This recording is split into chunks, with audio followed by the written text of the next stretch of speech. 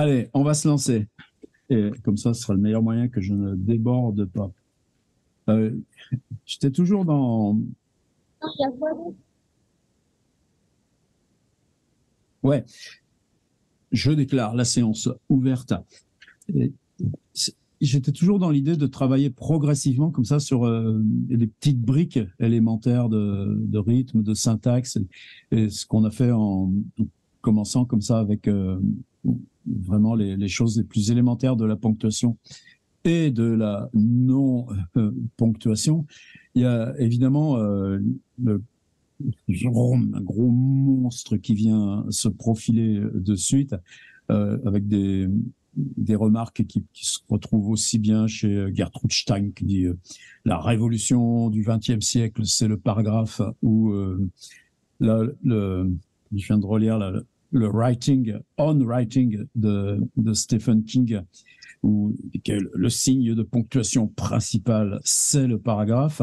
C'est de considérer le paragraphe comme une entité de ponctuation plus forte, évidemment, que le point, plus forte que la question de la phrase. Ça, c'est en tout cas dans ce génial bouquin là, de Stephen King, là, lui le met vraiment en avant, c'est-à-dire quel que soit le travail qu'on fait sur la phrase, comprendre que l'unité du paragraphe, elle, est un signe. Pardon, faut que je me chauffe dans l'automne et la pluie. Que le paragraphe, de toute façon, est une coupure qui correspond à celle de la fin du vers en poésie. Et qu'en tout cas, nous, la difficulté, c'est d'apprendre à considérer la coupe paragraphe, le saut de paragraphe, comme comme entité elle-même de ponctuation. Et je sais que souvent, même quelquefois, là, quand on met les textes en ligne, il y en a qui disent, ah, mais qu'est-ce que c'est les petits signes bleus? Pour moi, ces petits signes bleus là, du petit signe paragraphe qu'il y a dans le Word, c'est précisément de faire apparaître visuellement ce truc-là. Pour moi, par exemple, très souvent, les textes arrivent en confondant saut de ligne manuel et paragraphe. Alors ça, on est juste dans des questions de mise en page, mais cette question de savoir comment, plutôt ce soir, moi, ce serait ça, comment mentalement apprendre à jouer avec la fin de paragraphe et que cette fin de paragraphe, c'est un critère totalement indépendant des questions de phrase. Alors, évidemment aussi, il y a des livres qui... la notion de paragraphe n'a aucune considération de quantitatif qui soit associé. Il y a des livres monstres, ne serait-ce que par exemple les Thomas Bernhardt, que ce qu'on soit dans les livres autobiographiques de Thomas Bernhardt, La cave, le froid, le souffle, où là on est dans des entités de 120 pages mais qui sont un seul paragraphe, ou Béton, n'est-ce pas, Jade qui est en train de le lire, on est dans une centaine de pages mais un seul paragraphe, mais son dernier livre, Extinction, où là on est dans pas loin de 450 pages, c'est l'impossibilité de paragraphe qui fabrique la forme aussi du livre.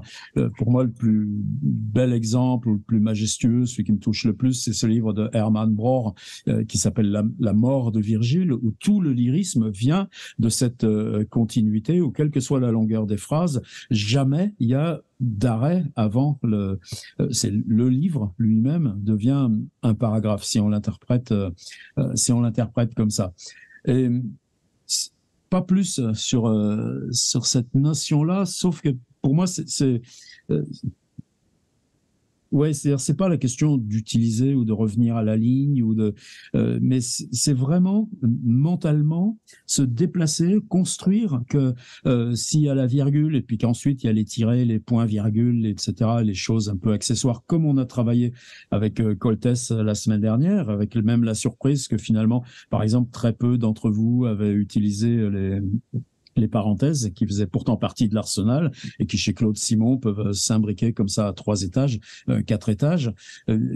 S'apprendre juste une fois, là, dans l'exercice d'une heure, à ce que cette notion de paragraphe, on la considère intérieurement comme une espèce de crescendo par rapport à virgule, ensuite tiret, point virgule, etc. Et le point qui signe la phrase. Et souvent aussi, pour moi, ça conditionne je suis un petit peu dans la digression, mais ce sera pas long quand même. Là, c'est qu'on bosse en ce moment dans l'atelier hebdo le enfance de Sarraute. Et Sarraute, elle utilise systématiquement un blanc entre ces paragraphes, c'est-à-dire que ça, moi, c'est quelque chose qui me... Évidemment, chez elle, c'est totalement maîtrisé, y compris parce que le fait d'utiliser des blancs dans sa construction comme ça lacunaire, ça renforce encore ces unités de paragraphes qu'il a. Je vois celui-ci à l'envers, il a 2 phrases, celui-ci il a une seule phrase, celui-ci une seule phrase, mais bien souvent là, on est dans un seul paragraphe et on va avoir 3 phrases ou 4 phrases. Mais quand elle utilise ça, ça désamorce complètement ce qu'elle fabrique en permanence avec le dialogue, et tout d'un coup, on n'a pas de dialogue inséré dans le texte, mais chaque phrase du dialogue devient elle-même un paragraphe, et donc ce blanc qu'elle insère entre ces blocs paragraphes, ce qui n'est pas le cas dans ce qu'elle fait dans l'usage de la parole ou toute la suite des autres romans, c'est une façon pour elle je trouve, d'exacerber et de casser ou de faire que le dialogue ne soit pas la continuité d'un élément à un autre, mais de regarder chacun de ces éléments indépendants d'un et des autres. Mais là, c'est pas notre thème pour ce soir. Alors, ce que j'ai pris pour cette approche-là, c'est Leslie Kaplan. Alors, Leslie, juste pareil, 19h07, j'adore en fait cet exercice-là en temps limité. Même si c'est terriblement dissymétrique de s'adresser à vous de cette façon. Attends, je regarde si personne n'a de problème de code. Daniel, impossible de me connecter au Zoom, me renvoie sur réunion du 7 octobre. Voilà, bon, zut, pourtant, bon, je vais lui répondre quand même. Mais là, j'arrive pas à faire 2 choses à la fois. Pourquoi elle l'a pas dit avant 19h mais je me sens coupable quand même. Attendez, juste, devrais pouvoir le faire très très rapidement. Pourtant, c'est la lettre que j'ai envoyée hier. Ça, faudra que je le coupe au montage. En plus, les mardis, transfert Daniel.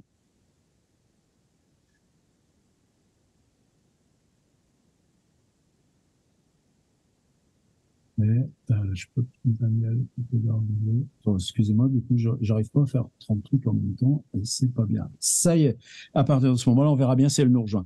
Alors, Leslie, c'est pas du tout un secret qu'elle soit née en 1948, donc un tout petit peu, pour moi, avec un statut d'aîné, j'en parle juste, c'est pas des questions autobiographiques, c'est juste parce qu'elle avait 20 ans en 68, et qu'avoir 20 ans en 68, c'est juste au moment là comme ça de l'après-bac par rapport à moi qui était un petit genou en train de finir sa seconde.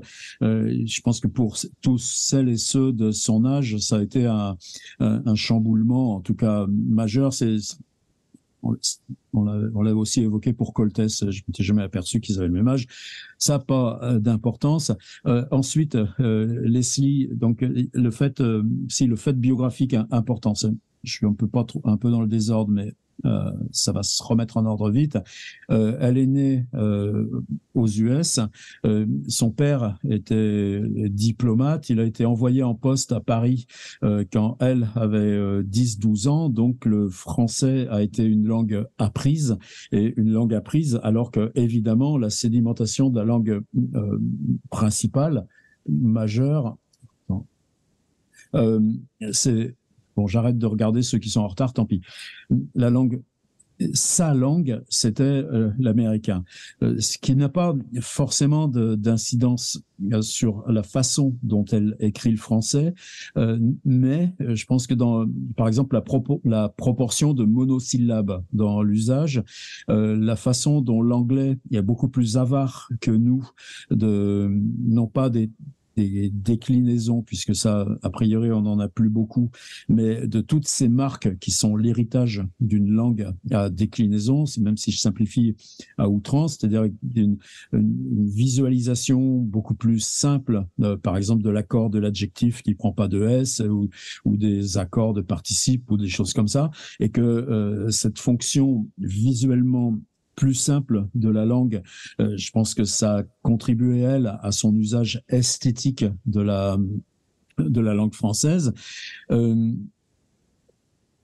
Pas plus là-dessus, parce que peut-être qu'on pourrait aller plus loin sur tous ces mouvements esthétiques de l'hyper-réalisme US, toutes ces peintures là, avec une forte présence, avec sans doute aussi dans la culture US un statut, par exemple, du monde ouvrier qui est pas du tout, si on pense aux peintures de Hopper ou aux peintures de Schiller ou de tant d'autres, il n'y a pas de hiérarchie dans, par exemple, les métiers, les occupations ou ou le rapport au quotidien, tel que l'héritage français nous a conditionné là-dedans.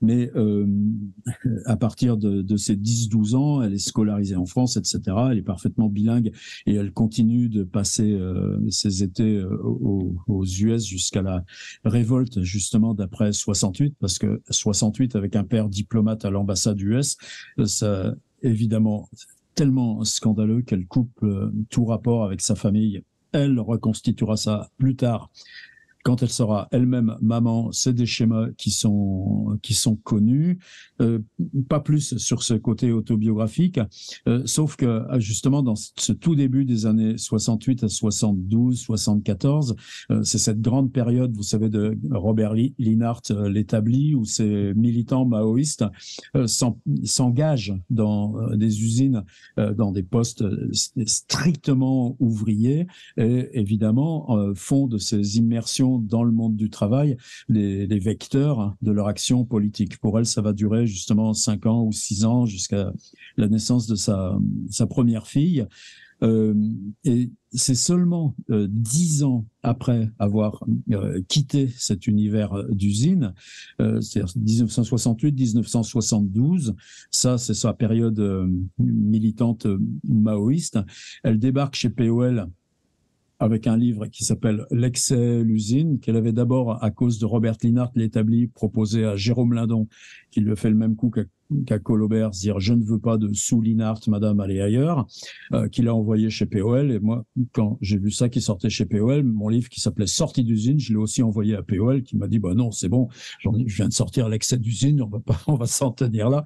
Voilà, mais c'est comme ça qu'a commencé notre relation avec Leslie dès 82.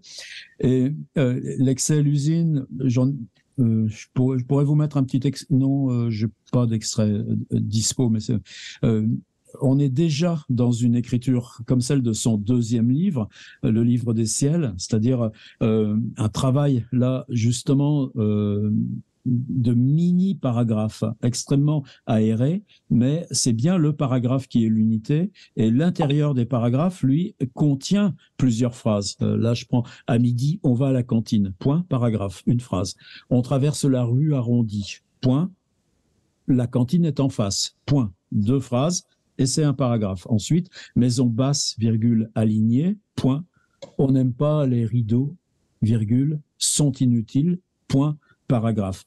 Donc là, on a bien quelque chose où la distance s'effectue, la séparation dans le rythme du point qui termine la phrase et du saut de paragraphe qui fait qu'on recommence une image, et que chaque paragraphe est une image arrêtée qui se constitue, elle, de plusieurs phrases. Alors, c'est sorti d'usine, c'est organisé avec la 6e cercle, 8e cercle, et la 9 cercle comme l'enfer de Dante. C'est pas la première, c'est pas la dernière à avoir joué à ce jeu-là. Et c'est 2 ans après, donc l'Excel usine, donc on est dans où elle reprend parce qu'elle ses boulots qui se faisaient par intérim, ou pas justement parce que on était viré, ou parce que votre direction politique vous envoyait d'une ville à une autre en fonction des événements et des nécessités les leurs strictement politiques. Quelquefois, c'est une usine de biscottes. Quelquefois, c'est une usine où on est complètement sur une chaîne d'objets mécaniques. On a eu ça, c'est très curieux. Peut-être vous connaissez ce livre de Joseph Pontus, ce gars qui est mort il y a 2 ans d'un cancer. Mais il avait à peine 40 ans et ça nous a tous fait un choc, et qui avait publié ce livre qui s'appelle D'entre les lignes ou Entre les lignes, qui est un livre pour moi majeur aussi sur la condition ouvrière. Et lui, c'est un gars qui était éducateur. Je sais même pas il a été libraire aussi, mais dans l'est de la France, son amoureuse vivant en Bretagne, il a déménagé à Lorient, et c'est dans ces coins-là, Douarnenez et tout ça, qu'il trouve ses boulots. Mais les boulots qu'il trouve, c'est travailler à la chaîne dans un abattoir, c'est au sens vraiment dans des conserveries de poissons, etc. Et c'est très étrange chez Pontus comment, avec à 20 ans de distance, tiens, voilà Daniel qui a trouvé le lien, c'est bon. À 20 ans de distance, le statut politique dans le rapport au travail ouvrier et à sa description a complètement changé. En tout cas, pour là, 16, il faut que je fasse gaffe. Pour Leslie, donc là, on est strictement sur des images qui viennent d'une myriade de petits boulots à l'intérieur d'usines toutes distinctes. Il y a des scènes de vestiaires, des scènes de cantine, des scènes d'accidents, des scènes de rébellion, des altercations, etc. Mais on est toujours dans l'intérieur de l'usine. Et 2 ans après, donc elle arrive avec ce livre qui s'appelle Le Livre des ciels, où elle part systématiquement sur le contexte. C'est-à-dire, on est dans des scènes ouvertes, des trajets, des places, les pioles qu'on occupe, mais on est dans la ville autour de l'usine. Alors évidemment, toute cette galaxie de villes de la couronne parisienne, il y a aussi des pioles à l'intérieur de Paris. Et là, je vais vous mettre à la fois l'extrait dans le truc discussion, et je vais passer en partage écran. Voilà, et toujours vous me contrôlez si je fais des bêtises. Donc j'ai pris des extraits un peu au hasard. Le livre fait quand même 110 pages, donc on enlève les 9 premières. Donc il y a une centaine de ces images. Rendez grâce au Livre des ciels et au ciel tout court, que nous, on va se contenter d'en faire 2 ou 3, ou même une seule, mais une seule, c'est quand même pas en 40 minutes, quand même, c'est un peu mesquin. Mais là, ce que j'ai rassemblé sur mon PDF avec juste un petit astérisque pour les séparer, dans la mise en page du livre, tiens, je repasse en écran, il s'agit désactiver le son pour qu'on ne voit plus là. Démarrer la vidéo, pardon. Chaque ensemble s'écrit en belle page, comme on dit, et donc il y a vraiment un principe aussi de. Alors, est-ce que ça définit une nature poétique ou une nature narrative des contenus? Moi, ça m'appartient pas de le définir. On a des tas de gens qui commencent en poésie et qui écrivent des proses narratives, et ça restera toujours au rayon poétique parce qu'ils ont commencé comme ça. Leslie, elle est considérée comme un auteur de prose avec un fort contenu politique, donc un livre comme ça n'a jamais été dans des rayons poésie, et c'est mise en cause là de frontières. Bon, je le mets juste comme ça, mais c'est important aussi d'y réfléchir. C'est-à-dire, on a une inscription poétique du réel, mais cette inscription poétique est mise au service de présence, de complexité, de rapport humain, et en tout cas d'une part comme ça de saisie de petits morceaux de réel, et ces morceaux de réel arriver à les rendre comme présence, mais aussi comme simultanéité. Et l'autre unité, après, donc, il y a la phrase à l'intérieur, il y a le paragraphe, eh bien, l'unité, c'est la page. Alors, si je repasse dans mon partage écran, ici, évidemment, on a cassé l'unité page, mais il faudra que vous essayiez d'oublier mes petits astérisques pour se rendre compte que un texte comme ça se présente pas comme une continuité, mais dans ce blanc sans limite de la page, et que la tourne de la page est une unité évidemment beaucoup plus forte, d'autant plus forte par rapport au petit astérisque qu'elle est simplement le geste de tourner. Alors d'autre part, souvent, il y a une espèce pas de régularité sur les triptyques, mais un enracinement dans le triptyque. Alors là, des triptyques, là, c'est un triptyque, je l'ai prise parce que on est très loin, c'est un week-end au bord de la mer. Est-ce qu'elle est allée à Honfleur ou à Trouville? J'en sais rien. En tout cas, on sait qu'elle a bu du vin blanc et fait des photos. Il y a ce on là qui est toujours majestueux chez elle. Et ça aussi, faut surtout pas surinterpréter. Mais vous savez que dans l'anglais, cette instance du neutre, elle est fondamentale. Et nous, le on, il est l'équivalent du vous, du nous, du tu.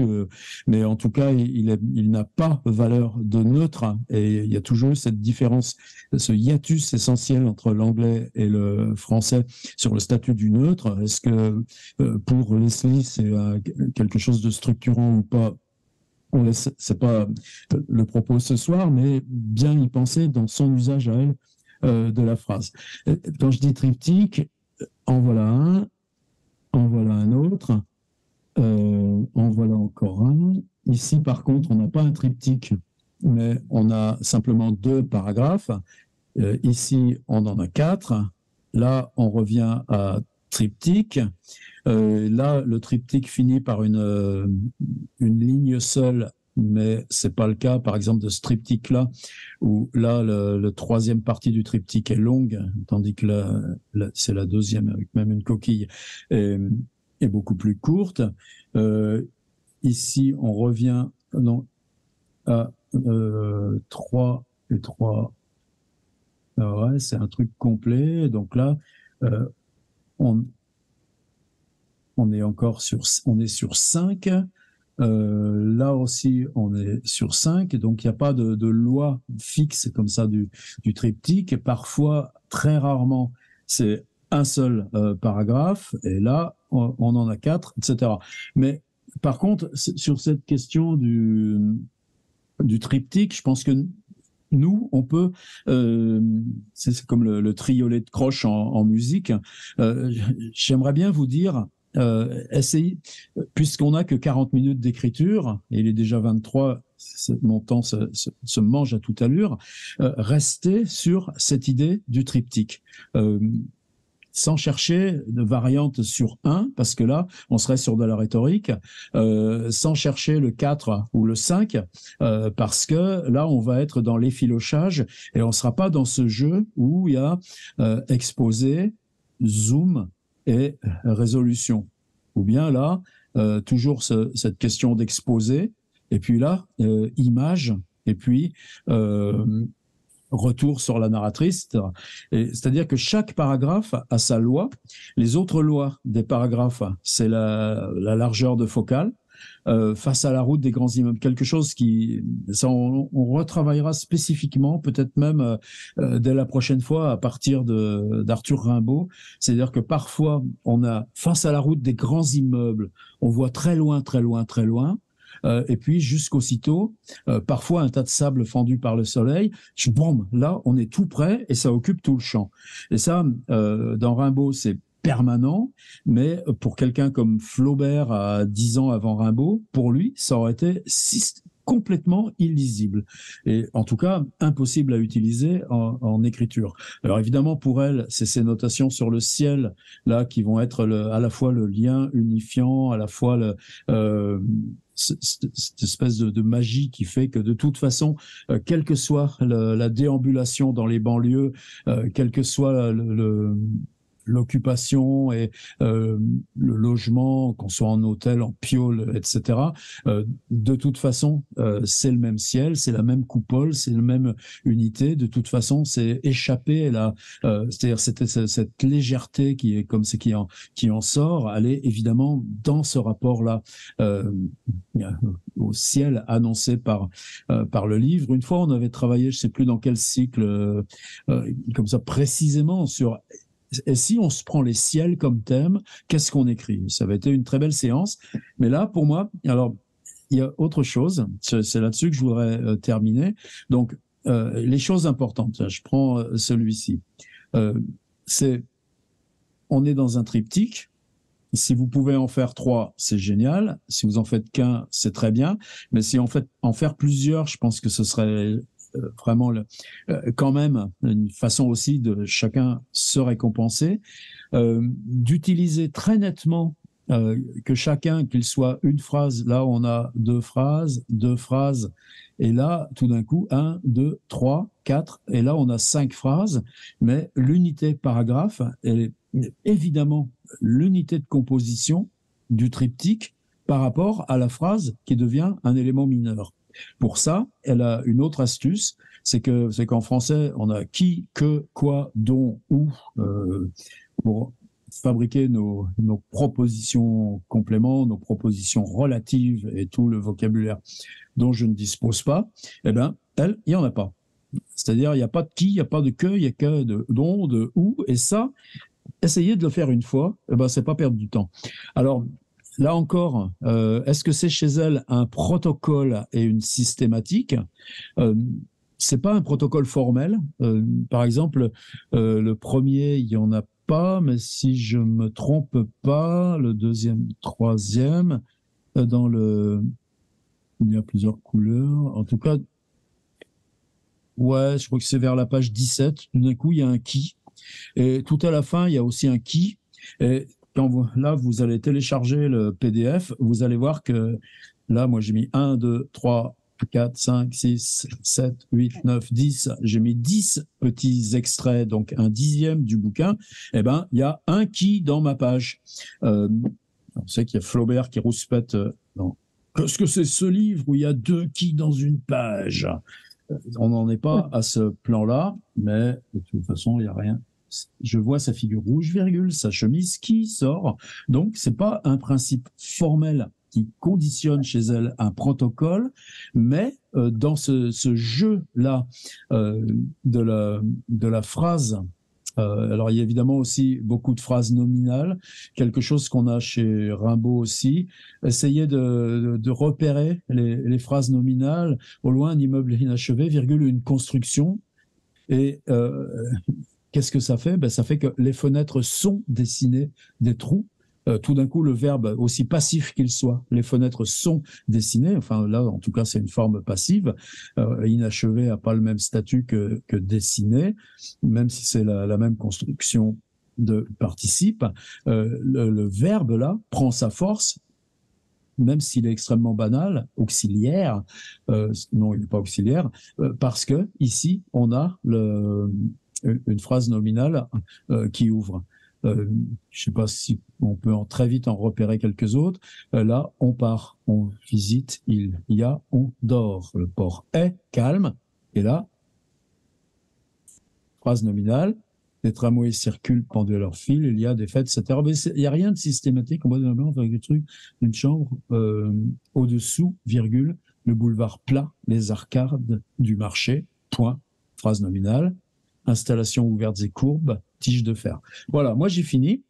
Ce que je voulais, après, reste encore une chose. Là, pour elle, je vous ai dit, la banlieue parisienne, compte tenu que l'expérience dont elle parle, dont elle a déjà tiré l'excel-usine, ça remonte pour elle à 10 ans. Donc, c'est complètement pensé à Jean Rollin qui fait ce livre, par exemple, Zone, qui est est-ce que je peux faire le tour de Paris en dormant dans des hôtels sans jamais revenir chez moi, et qui met 4 mois à le faire et qui y arrive. C'est formidable, le livre Zone, ou son pont de Beson, etc.